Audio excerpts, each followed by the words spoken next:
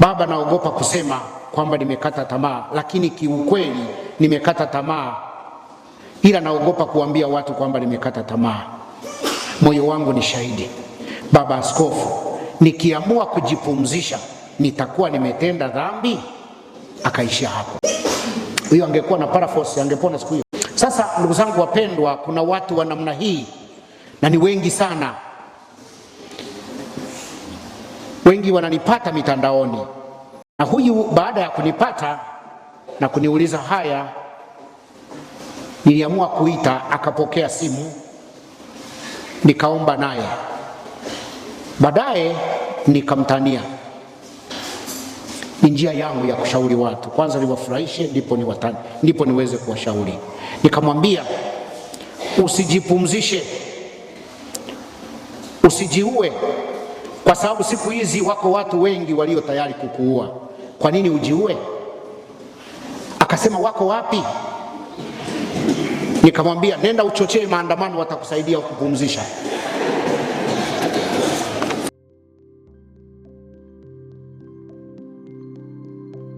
Neno la mahubiri la siku hii ya kukumbuka kuzaliwa kwa Mwokozi wetu Yesu Kristo mwaka huu linatoka kitabu cha Agano la Kale, chuo cha nabii Isaya sura ya 9 mistari miwili tu, mstari wa 6 na wa 7. Ninasoma kwa msaada wa Bwana. Maana kwa ajili yetu mtoto amezaliwa, tumepewa mtoto mwanamume, na uweza wa kifalme utakuwa begani mwake, naye ataitwa jina lake Mshauri wa Ajabu, Mungu mwenye nguvu, Baba wa milele, Mfalme wa amani. Maongeo ya enzi yake na amani hayatakuwa na mwisho kamwe. Katika kiti cha enzi cha Daudi na ufalme wake, kuuthibitisha na kuutegemeza kwa hukumu na kwa haki, tangu sasa na hata milele. Wivu wa Bwana wa majeshi ndio utakaotenda haya. Neno la Mungu. Mwenyezi Mungu, tunakushukuru sana. Wewe umekuwa kimbilio letu na nguvu, msaada unaoonekana sana wakati wa mateso. Utujalie sasa kwa furaha ya kumpokea mwanako mpendwa Yesu Kristo, kukupokea wewe mwenyewe uliyefanyika kuwa mwili. Useme nasi katika neno hili na katika ibada hii, kwa jina la mwanako mpendwa Yesu Kristo aliyezaliwa. Amen. Tuketi.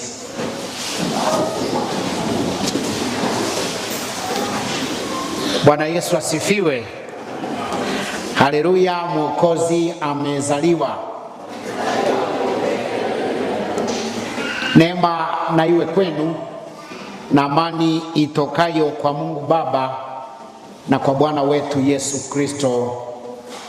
Amina.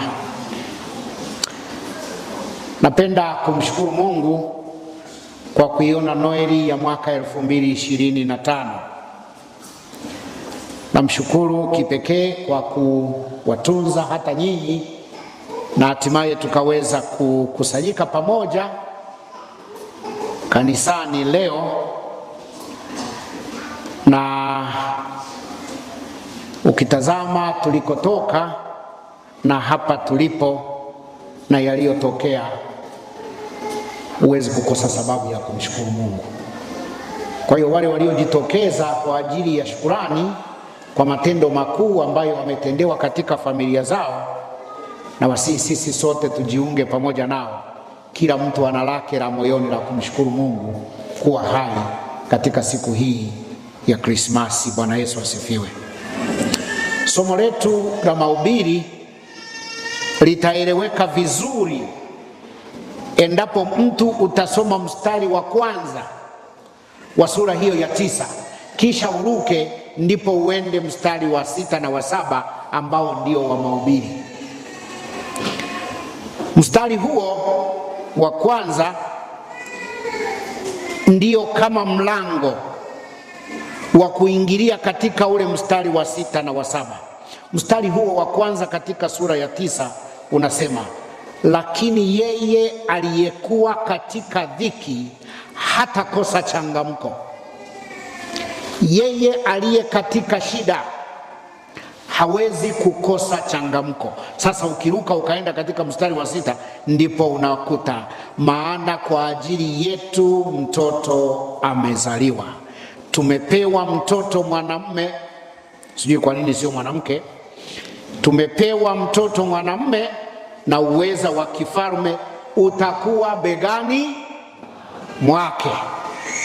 Kwa hiyo kumbe maneno haya yanajibu ule mstari wa kwanza. Yeye aliyekuwa katika dhiki hatakosa changamko.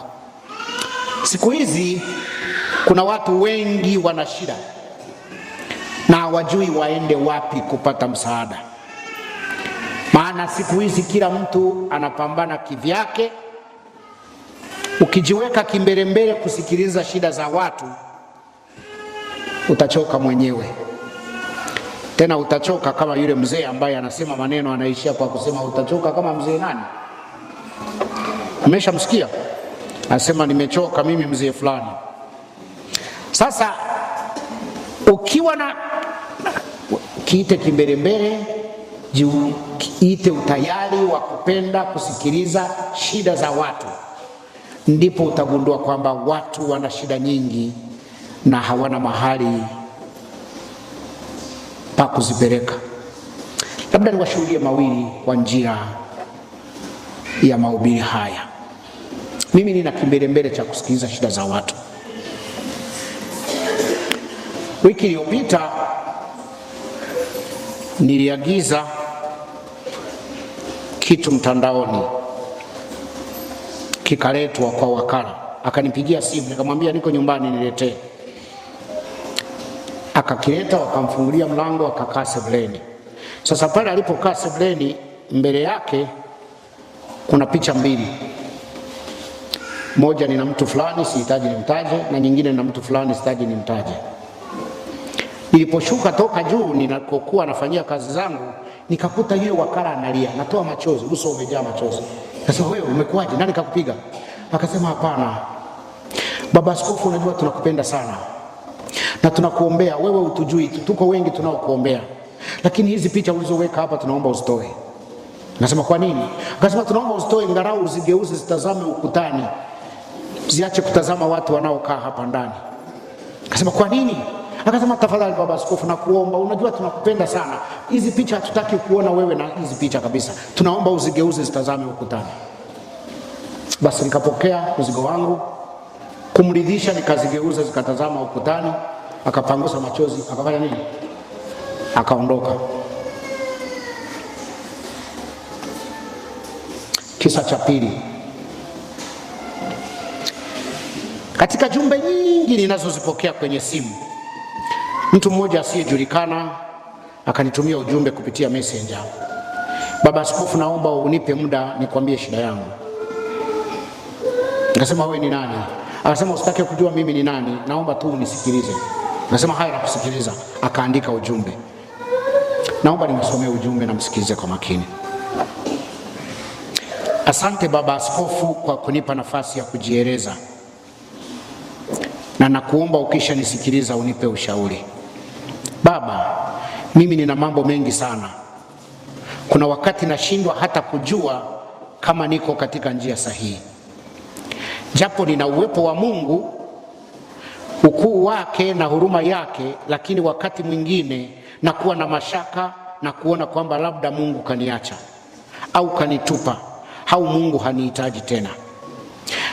Baba askofu, nasema hivi kwa sababu kama kuomba nimeomba sana. Kama kufunga, kuna wakati nafunga mpaka siku 14. Najitoa sana kwake kanisani. Sioni suluhisho la matatizo yangu.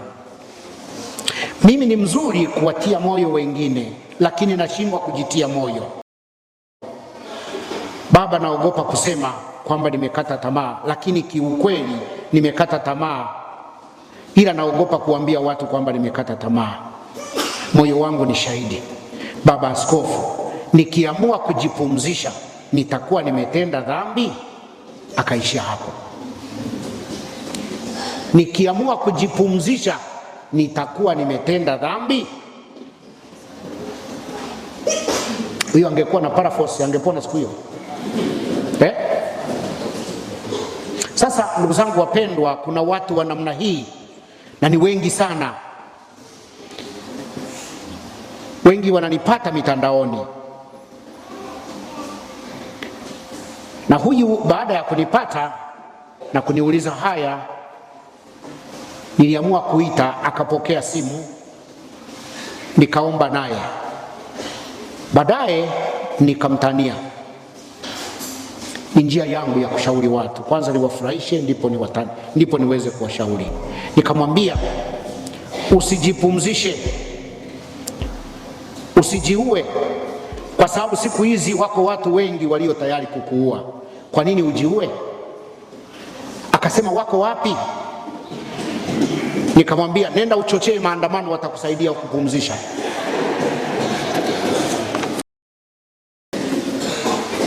Akacheka, alafu tukaomba tena, tukamaliza. Tangu hapo hatujawasiliana tena, sijui kama amejipumzisha au imekuwaje. Ndugu zangu wapendwa, washarika wa Rukajange, tuna kundi kubwa la watu waliokata tamaa, wasiokuwa na chochote wamekata tamaa, na walio na kila kitu hawalali pia wamekata tamaa. Wale walio na kila kitu wanalala, wanalindwa, wana uhakika wa kila kitu, lakini hawana furaha. Fedha, kazi, uzao, nafasi walizonazo katika jamii haviwapi faraja wala amani. Hivi sasa, kama nilivyoaga, na nyinyi ndio mlikuwa wa mwisho kuagwa na mimi, ninaishi na kufanya kazi nchini Sweden. Nimeona watu wanatafuta faraja, wanatafuta furaha kwa gharama kubwa. Huu ni wakati wa baridi kali kule Sweden. Kuna wakati nashinda ndani na naogopa hata kutoka kwenda kula kwa sababu ya baridi. Naona afadhali nibaki kwenye blanketi kuliko kula. Lakini wakati ule ule wa baridi kali, unaona mtu mama mpweke anatoka nje kwa furaha ili kumtembeza mbwa wake, ili mbwa wake aweze kujisaidia. Mama anatembea na mfuko wa kuzolea kinyesi cha mbwa wake, ndio furaha yake. Hajali baridi, hajali uterezi, anajali kumtembeza mbwa wake apate kujisaidia, na yeye azoe kinyesi akipeleke kwenye shimo la takataka. Sisi hapa tulipo, labda wewe unayenitazama na kunisikiliza, una mme, una mke, una watoto, una chakula, una nyumba, si ajabu una gari, una fedha. Lakini si ajabu unatamani ungeamka asubuhi ukakuta mmoja wa hawa ametoweka, ili wewe uweze kuwa na furaha. Uweze kuambia watu, lakini moyoni ndiyo matashi yako. Isaya anatuambia asubuhi ya leo, watu hawa wapweke, waliokata tamaa, wasio na amani, sasa wamepata suluhisho. Maana kwa ajili yao mtoto amefanya nini? Amezaliwa. Ni mtoto mwanamume, ndivyo Isaya anavyosema. Mwenye majibu yote amezaliwa kwa ajili yao hawa waliokata tamaa, wasio na amani. Mtoto mwanamume amezaliwa. Sifa zake ni hizi hapa: ni mshauri wa ajabu, ni Mungu mwenye nguvu, ni Baba wa milele, hafi huyu. Mimi na miezi mitatu sasa nimefiwa na baba, kwa hiyo baba yangu hakuwa wa milele, lakini huyu aliyezaliwa ni baba wa nini? Wa milele, hafi.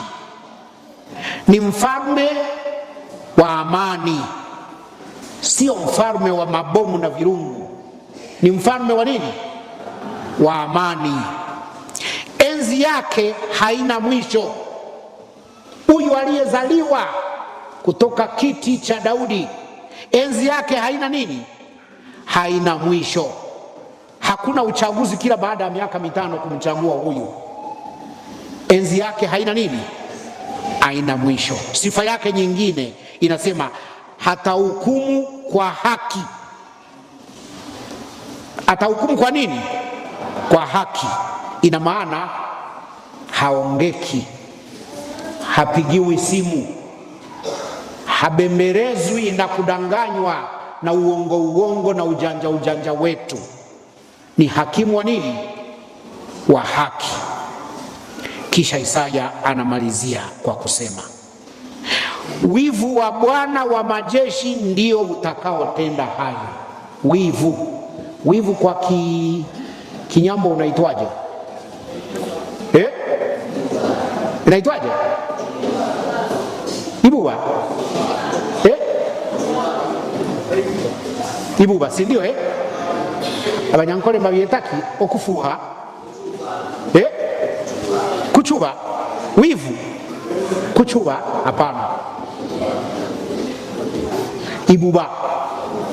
Wivu wa Bwana wa majeshi ndio utakaotenda hayo. Ndugu zangu wapendwa, Mungu wetu huyu ana wivu mkali kwetu.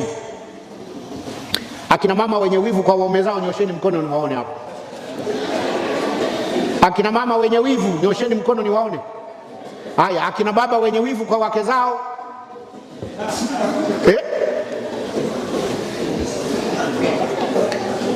Sasa sifa moja ya huyu Bwana aliyezaliwa, ana wivu mkali kwetu sisi. Hapendi tumilikiwe na miungu wengine, anataka atumiliki yeye pekee. Sifa ya mwenye wivu ni kwamba anataka mtu wake asuguzwe na mtu mwingine, si ndio manake? Sasa hata Mungu ataki sisi tuwe na kamungu kengine, anataka yeye abaki peke yake. Sasa tukiendekeza miungu mingine, mawili yanaweza kutokea. Huyu Mungu mwenye wivu ama aiangamize miungu hiyo ili tukose cha kuabudu. Mmeielewa hiyo? Ama aiangamize miungu hiyo ili sisi tukose cha nini? Cha kuabudu. Au atuangamize sisi kutuepusha na ibada ya miungu wengine. Ndio maana ya wivu wa Bwana wa majeshi. Lakini sasa Mwokozi amezaliwa. Mwokozi wetu Yesu Kristo amezaliwa katikati ya kukata kwetu tamaa. Mbele yetu kwa kuzaliwa kwake ziko njia mbili zinatutaka tuchague. Njia ya kwanza, yupo Herode, mtawala katili anayetafuta kumuua mtoto Yesu Mwokozi aliyezaliwa. Kwa sababu gani? Katika sifa za mtoto huyu limetamkwa neno mfalme, na fahari wawili hawakai zizi. Sasa yuko mfalme Herode, amesikia amezaliwa mfalme nani? Yesu.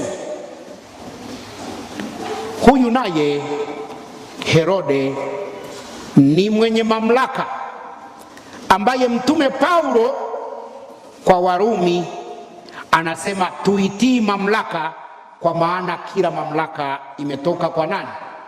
Kwa Mungu. Kwa hiyo hata Herode anahitaji kutihiwa na kuheshimiwa. Lakini iko njia ya pili mbele yetu.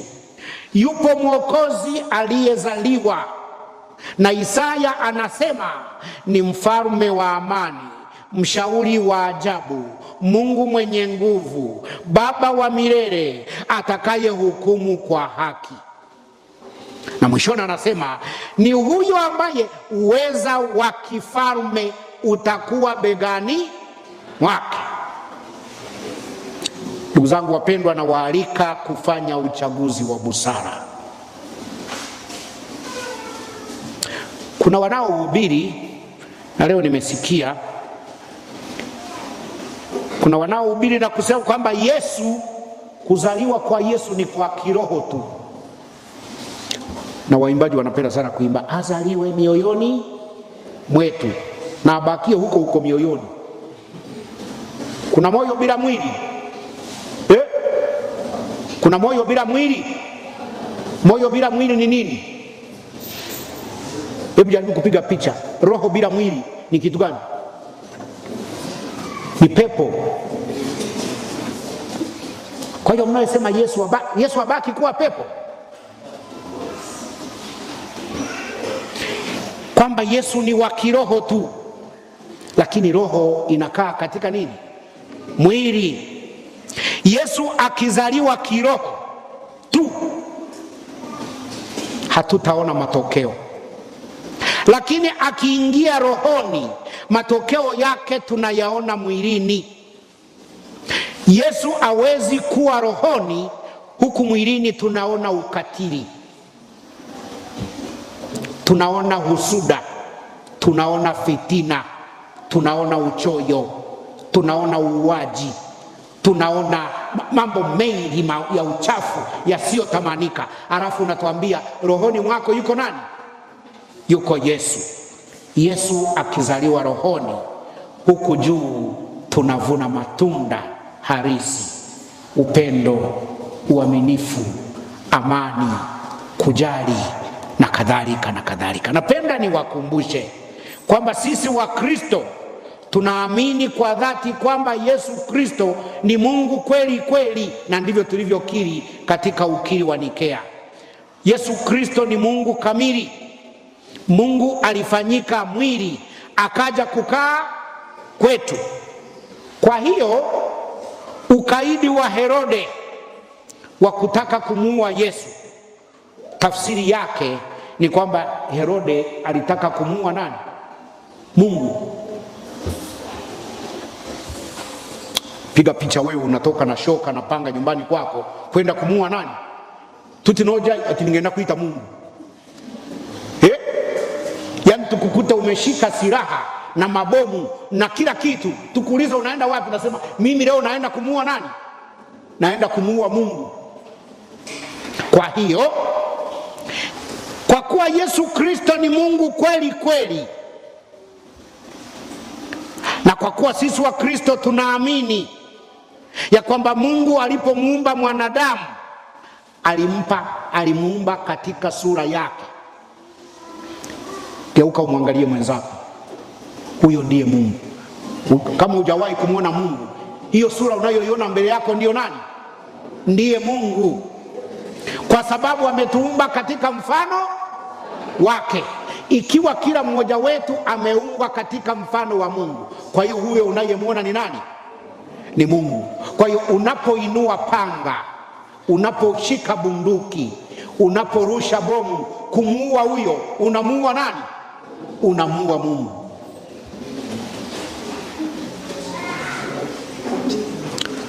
Ndugu zangu wapendwa, kuna mambo tukiyafanya tunakuwa tumemuua Mungu katika maisha yetu. Ninawasihi sana tuache kumuua Mungu. Dunia bila Mungu itakuwa ni dunia isiyotawalika. Tumeumbwa kwa sura ya Mungu. Kwa hiyo kumuua mwanadamu mwenzako, kumtesa mwanadamu mwenzako, unamuua na kumtesa Mungu. Na Mungu akiteseka, Mungu akifa, huyo unayetaka afe, wewe hutakuwa na mahali pa kwenda, utaishi maisha ya taabu. Basi ndugu zangu wapendwa, tunaalikwa kumpokea mtoto Yesu mwenye sifa hizo nilizozitaja, ili tuweze kuishi katika mazingira yanayotuhakikishia furaha. Aliyezaliwa ni mfalme wa amani, mshauri wa ajabu, Mungu mwenye nguvu, Baba wa milele, anayehukumu kwa haki, na uweza wa kifalme uko begani mwake. Na hili ndilo neno la Mungu.